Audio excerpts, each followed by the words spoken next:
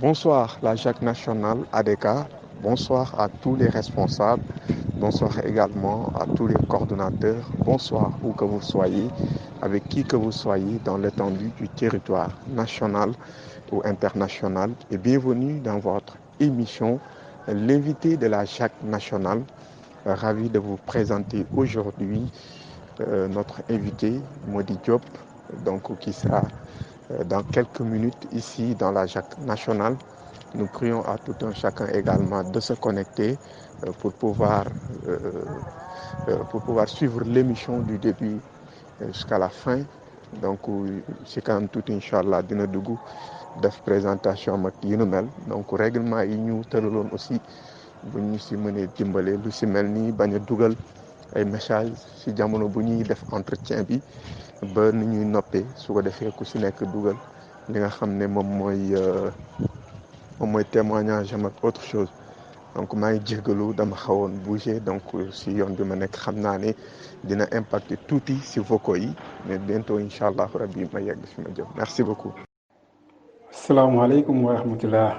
salaamaaleykum wa rahmatullah Jacques national ADK voilà man la seen fidèle serviteur seen invité du soir votre camarade Mody Diop voilà coordinateur du pôle national de management et du comité de pilotage de la grande retrouvaille avec Khalifa qui était prévu pour le 26. Je suis le coordinateur du mouvement ADK au niveau de la commune de Gandon, ma commune, et militant au niveau du département de Saint-Louis. Voilà, di leen wax ni maa ngi am mbégte vraiment di leen retrouver ci panel bi ci invitation bi ngeen ma defal. Et je l'ai dit, c'est la deuxième fois que vous m'invitez donc à animer voilà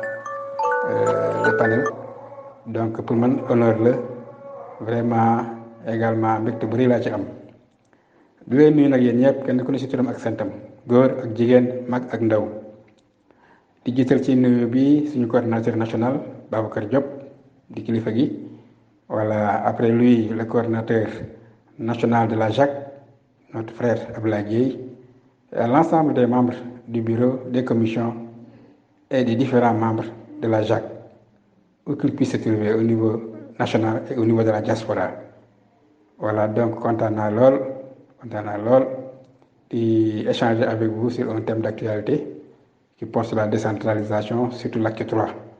Voilà, donc dama doon nuyoo rek di leen wax ni bëgg naa trop nekk ak yéen pendant 1 heure de temps 1h30 comme ni ko monsieur Sow waxee voilà di fas yéene nekk à votre disposition en tout cas si lépp li nga xam ne li interpellé nañ ma ci ma am si xalaat dinaa ko partager ak yéen jërë ngeen jëf ngeen nekk si jàmm merci beaucoup. merci monsieur Diop ñu ngi lay jaajëfal bu baax ci disponibilité bi également donc ñu dem rek dugg si waxtaan bi tey bu ñu la doon laaj lan mooy acte 3 de la décentralisation yow puisque yaa ngi si commune lan nga jàpp ne moom mooy acte 3 de la décentralisation pour que ñi nekk si groupe bi yëpp mën a xam aussi qu'est-ce que c'est que l'acte 3 de la décentralisation. merci monsieur Sow maa ngi lay remercier ci question bi parce que on va y aller directement voilà donc acte 3 de la décentralisation mën naa wax ni loi la c'est la loi numéro 2013 10 du 28 décembre 2013 portant code général des collectivités locales c'est-à-dire loi la bu nga xam ne bii mooy organiser maanaam ni ñuy fonctionner les collectivités locales alors ñoo ngi ciy voté en 2013 à la date du 28 décembre d'ailleurs en procédure d'urgence. boo déggee ñuy wax acte 3 cela veut dire que donc am na acte 1 am na acte 2 parce que il faut que nga xam acte yi jiitu acte 3 pour que affaire bi gën a mën a leer ci yow donc acte 1 moo jiitu acte 1 mën nañ jàpp mooy loi bi nga xam ne bii ñoo ngi koy voté en 1972 mooy loi bi créé les communautés rurales yi amoon ci dëkk yi en plus des communes boobu mooy acte 1 et ñu dem toog ñaar fukki at ak ñeent c'est-à-dire en 1996 ñu voté une loi bi nga xam ne bii moom la ñu tuddee acte 2 mooy loi bi nga xam ne bii moom la ñuy wax la loi sur la régionalisation c'est-à-dire acte 1 bi muy amee bi mu ñëwee communes yi ñoo fi nekkoon ak communautés rurales yi acte 2 ñëw ñu yokk ci région yi alors loolu mooy acte 2 acte 2 bi aussi li ko gën a marqué mooy dañu créer régions yi aussi créer ay compétences transférées li ñuy wax ay domaines de compétences yi nga xam ni état bi moo ko yoroon mu jébal ko collectivités locales yi muy communes yi muy communautés rurales yi muy régions yi voilà maintenant 13 ans après c'est-à-dire entre 1996 et 2013 donc 13 ans si la ñu voté la loi qui porte sur l'acte 3 l'acte 3 nag boo leen déggee ñu koy wax mooy aussi moom itam dafa di loi bu nga xam ne dafa apporter changement par rapport à l'acte 1 par rapport à l'acte 2 changement bi mooy acte 3 dafa ñëw def de sorte que communautés rurales yi yëpp ñu def leen ay communes de plein exercice amatul communauté rurale dafa supprimer communauté rurale fu communauté rurale nekkoon dañ ko def commune mais également dafa supprimer les communes d'arrondissement acte 3 dafa ñëw aussi supprimer la région comme collectivité territoriale à la place de la région mu créer le département donc acte 3 bu ñuy xool bu ñu koy mandargaal mooy que loi bi nga xam ne bii dafa ñëw fépp fu communauté rurale nekkoon ñu supprimer ko def ko commune fépp fu département fu région nekkoon ñu supprimer ko créer ay département mais également dafa créer aussi la ville dafa yokk ci département yi la ville donc échelle de gouvernance yi dafa nekk les communes le département et la ville loolu mooy acte 3 de la décentralisation li ko marqué aussi mooy ba tey les compétences yi état bi yoroon daf leen transférer yenn compétences yi xëy na après dinañ ci ñëw donc transférer ko communes yi transférer ko département yi transférer ko ville bi loolu mooy acte 3 donc loi la foo dégg acte rek mooy loi moo xam ne assemblée moo ko voté portant sur le code général des collectivités locales comme ni ñu voté le code de l'hygiène le code de l'environnement voilà le code forestier le code de la route lii aussi code la loi la donc assemblée ñoo koy voté mu nekk en vigueur donc ñu ñëpp si la ñu sukkandiku loolu mooy acte 3 si gàttal mais acte 3 aussi li nga xam ne lii moo ko tax a jóg si li nga xam ne lii moom la ñuy vraiment ñi nga xam ne ñi ñoo ko créé ñoom dañ jàpp ni les politiques publiques maanaam li nga xam ne lii moom la ñuy liggéeyal askan bi dafa war a déparé si askan bi si base bi muy la territorialisation des politiques publiques li ko tax a jóg aussi si liñ ko vraiment waxe mooy dañ bëgg a créer maanaam ay territoire ay gox-goxaan yi nga xam ni dañuy am vraiment dañuy dund ba pare dañuy mën a compétir ba pare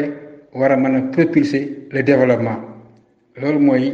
intention bi nga xam ne bi moom la ñuy jox acte 3 ndax xëy na jàpp nañ ni communauté rurale yi bañ leen créé amuñu woon doole ji nga xam ne ji dynamique bi ñu war a am développement bi ñu war a mën a indi à la base mën a régler problème askan bi amuñu ko léegi nag acte 3 ñëwee ñu créé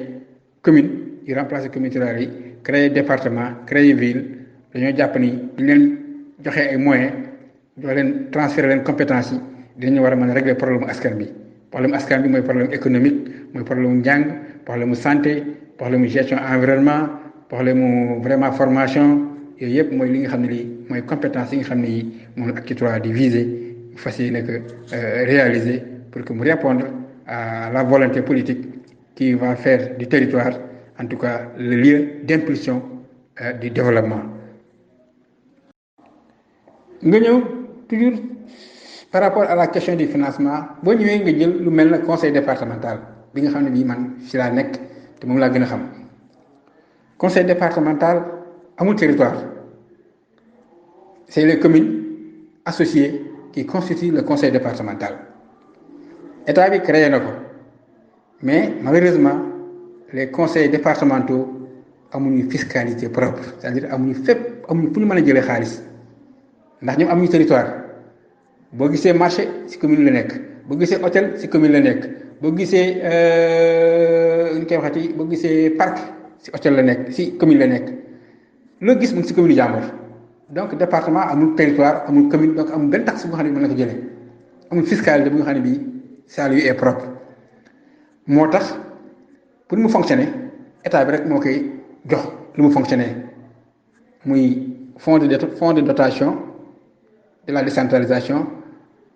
mooy fonds bi nga xam ne bii dañ la koy jox c'est un fonds de compensation li ñu ko tuddee mooy fonds bi nga xam ne bii compétence yi mu transféré yi mu ñuy jox daf ñuy jox fonds bu nga xam ne bii dafa yaakaar ni dina doy pour que ñun moom li mu waroon def ñun ñu mën ko def mais malheureusement fonds bi ñu lay jox du xaj ji doy par rapport ak charge yi mu la teg ci wàllu njàng wàllu santé wàllu environnement wàllu gestion des déchets wàllu agriculture wàllu hydraulique lu ñu lay sas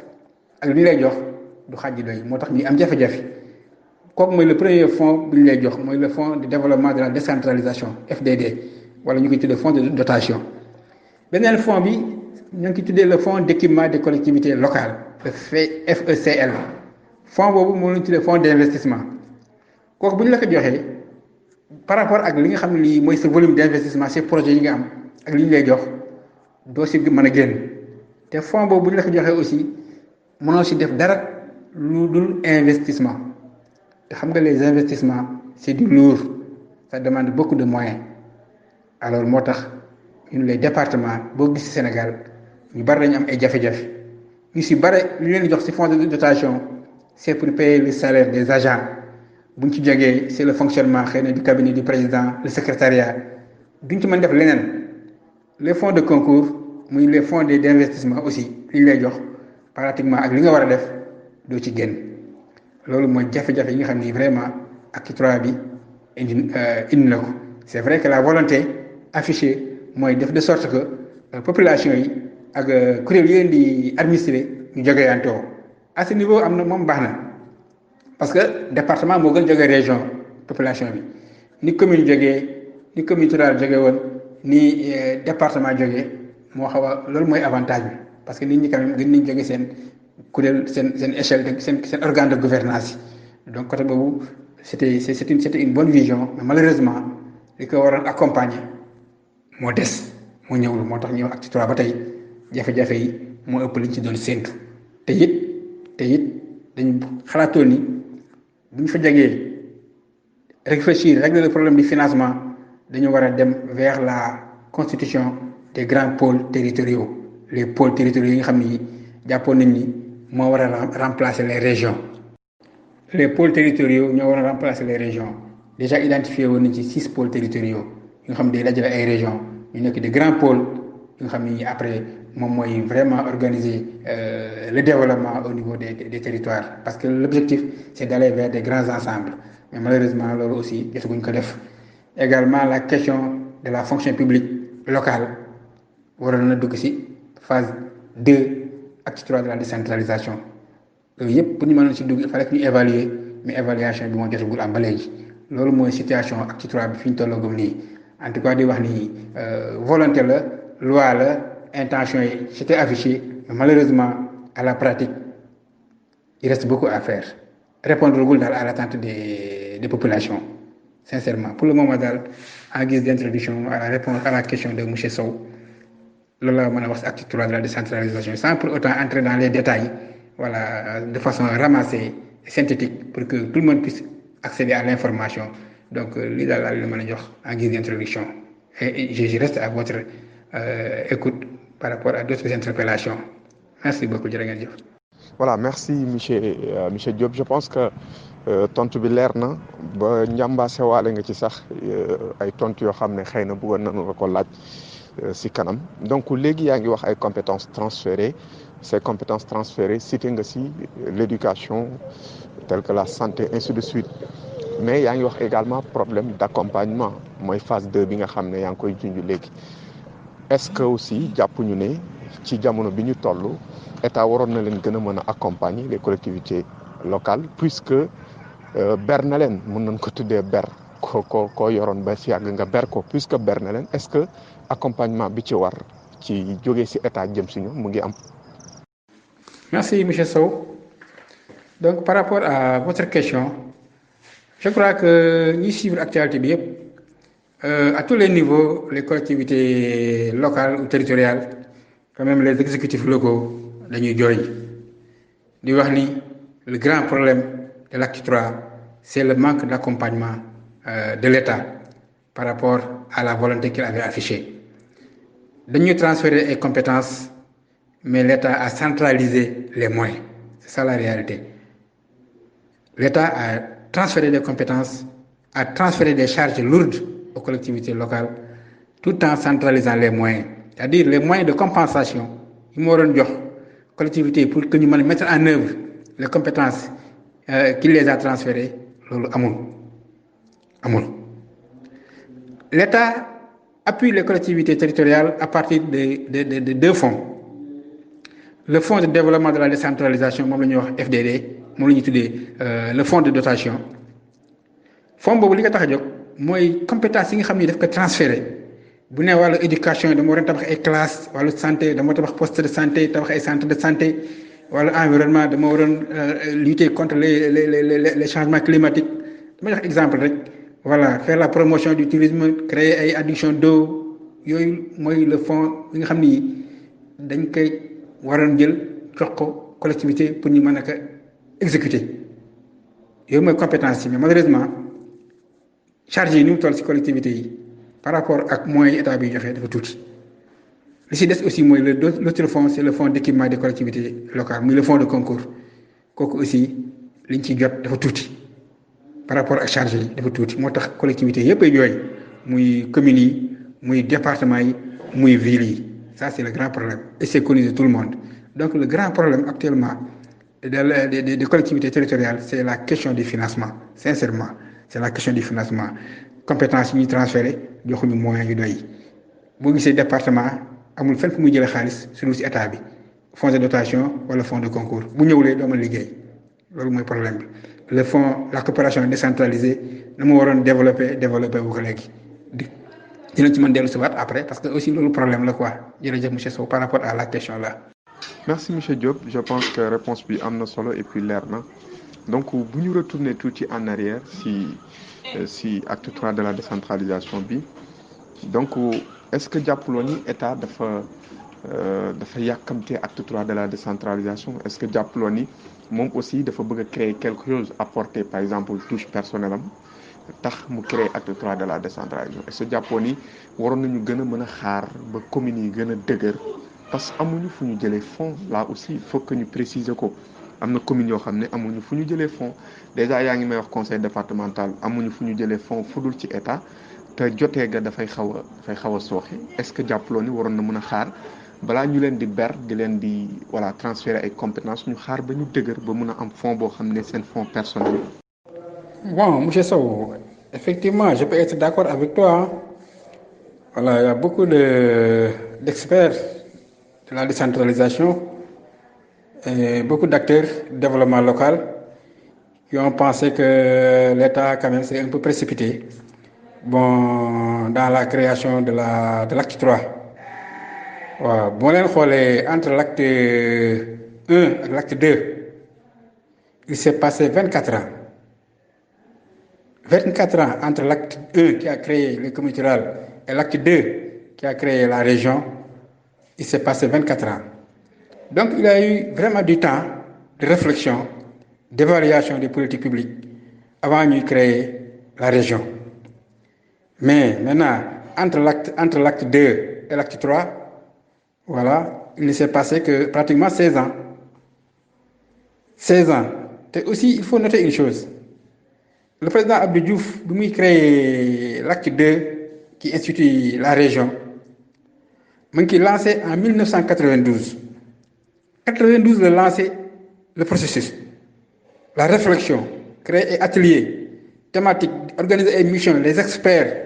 les conclusions ñoo ngi koy déposé en 96. Donc entre 92 et 96, il s'est passé 4 ans de réflexion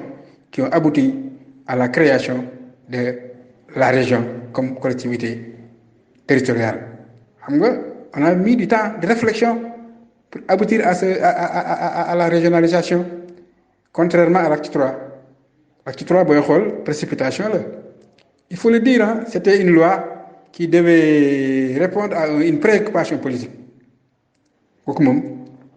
c'est pas parce que je suis dans un panel de ADK que je le dis. Toutes les personnes, tous les experts, en tout cas ñi nga xam ne ñi vraiment dañuy yëngatu ci wàllu décentralisation xam nañu l'acte 3 li ko taxoon a jóg rek c'était pour répondre à une préoccupation politique. C'était Khalifa Sall qui était visé à l'époque. C'était Khalifa Sall qui était visé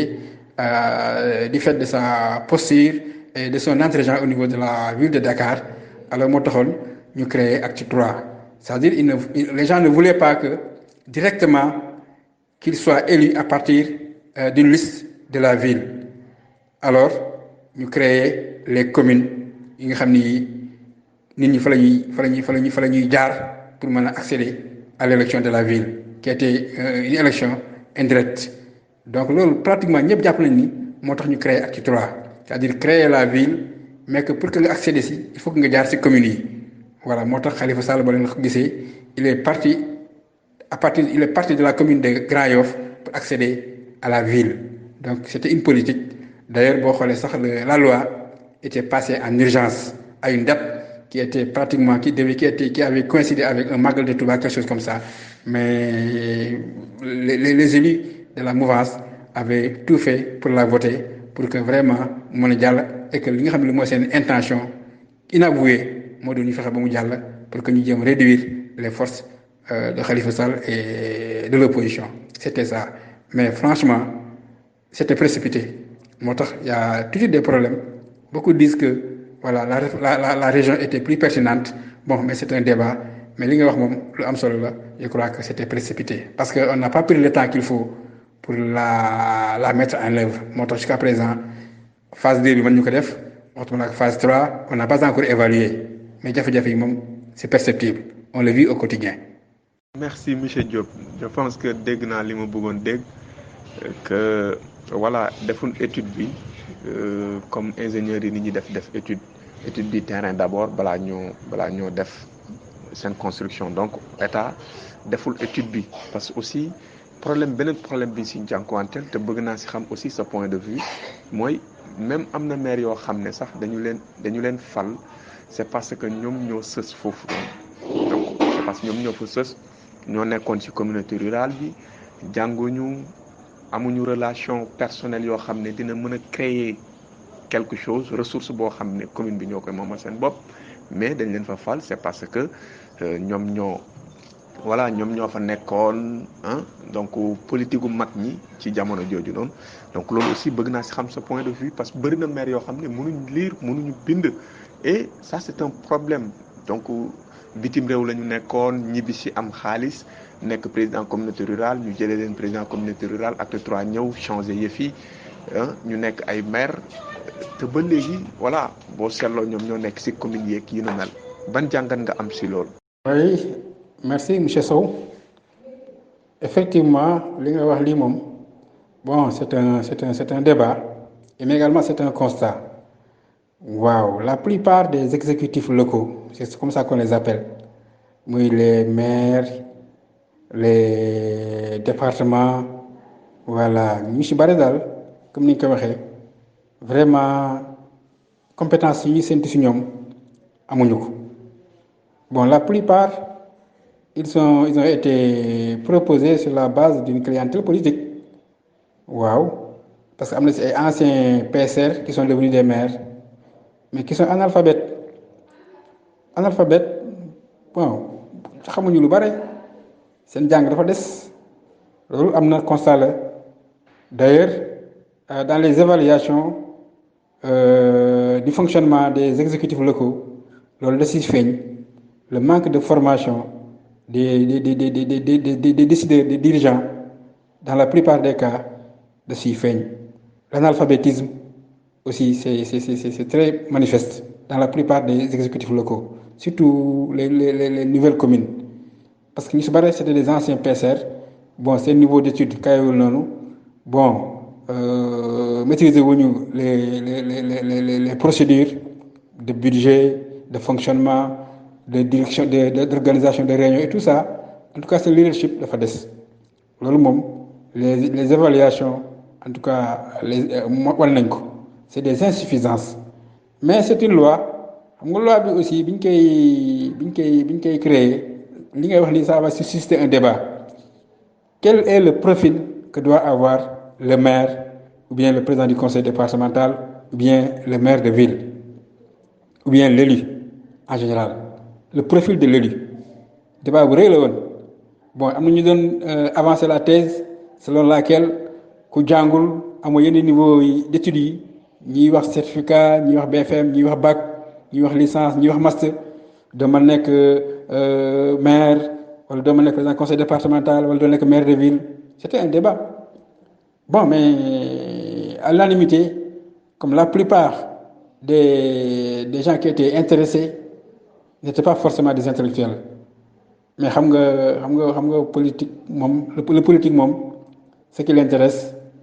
c'est pas la qualité, mais c'est surtout le suffrage. La plupart des maires actuels mais c'est des responsables politiques qui ont des bases politiques. Des décideurs bi loolu la soxla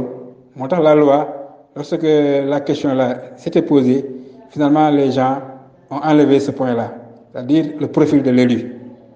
les compétences yi war am ci walu njàng yooyu dañ ko dindi. Parce que l'argument avancé dañ ne nit gi mën na bañ am diplôme en français, BFM, certificat wala bac wala licence te du tee mu nekk un manager, un leader local. Loolu aussi c'était l'argument avancé par la plupart. Nit gi mën na bañ jàng mais mën a diriger mën a manager mën a gérer. Donc mais ñoom li taxoon ñu doon wax loolu mais c'est parce que ñi nga xam ne ñii ñoom la ñu yaakaar bien que jànguñu noonu mais dañu am ay bases politiques ay bases populaires te ñoom suffrage la ñuy wut moo tax finalement le point là sur le profil sur les compétences qui étaient requises et qui étaient avancées par certains, cet argument a été balayé par la majorité à l'Assemblée. Parce que ñoom seen intérêt moo doon ñu bàyyi seen responsable yi nga xam ne même buñ jàngulee it te am mbooloo ñu mën a jàll moo tax loi bi finalement la question sur les compétences le profil daanaka daf ko écarté quoi. Loolu moom problème mag la moo tax toutes les évaluations yu ñuy def sur le fonctionnement de certaines collectivités territoriales day wane ni ça ne marche pas parce que le maire ou bien l'ordinateur n'a pas un niveau d'instruction qui lui permet de maîtriser certains roulages et certains dossiers. Voilà par rapport à la question, à la réalité. M. Sow. Merci M. Diop. Je pense que li nga développé am na solo trop franchement. Donc boo gëstoo ci acte 3 de la décentralisation da ngay xam ni voilà feebaru mag la foo lamb daanaka dafay métti. Alors dañu ko créer pour ay réformes créer ko pour ay compétences yoo xam ne dañu koy transférer collectivité locale yooyu. Cela veut dire que jàpp nañu ne jafe-jafe am na. Est-ce que jafe-jafe bi taxoon ñu créer acte 3 de la décentralisation est-ce que jafe-jafe boobu noonu résoudre na est-ce que problème boobu résoudre nañu ko wala est-ce que bi ñu créer décentralisation ak léegi changement am na si par rapport ak bi décentralisation ñëwagutee. Bon, on n'a pas encore évalué l'acte 3. D'ailleurs ça devait être dans la deuxième phase. Voilà, ñu évaluer ko aussi régler la question du financement, je passer aussi à l'institution des pôles territoires. Mais ça n'a pas été fait. Mais dans la réalité, tout le monde s'est rendu compte que l'acte 3 quand même n'a pas répondu quand même à l'attente des populations. On a tous les maires, tous les présidents des départements, tous les maires de villes, ñu ngi jooytu parce que dañ leen sëf lu nga xam ne lii en retour moyens yi ñu ko waroon mettre en œuvre moo ñëwul voilà wax naa ni il y a beaucoup de communes qu'on a créées qui sont issues des anciennes communes rurales qui n'ont rien, qui n'ont pas de recettes, qui n'ont pas de fiscalité, qui n'ont pas de ressources. Les ressources yi ñu war a fonctionner ci état bi la war a jóge te l'État ne fait pas ce qu'il devait faire voilà par rapport aux besoins des collectivités donc loolu problème bu mag la question du financement aussi mooy loolu fonds de dotation yi joxe fonds de concours yi c'est très faible chaque fois l'association des maires dana soulever la question l'union des associations des élus locaux dina ko porter en bandoulière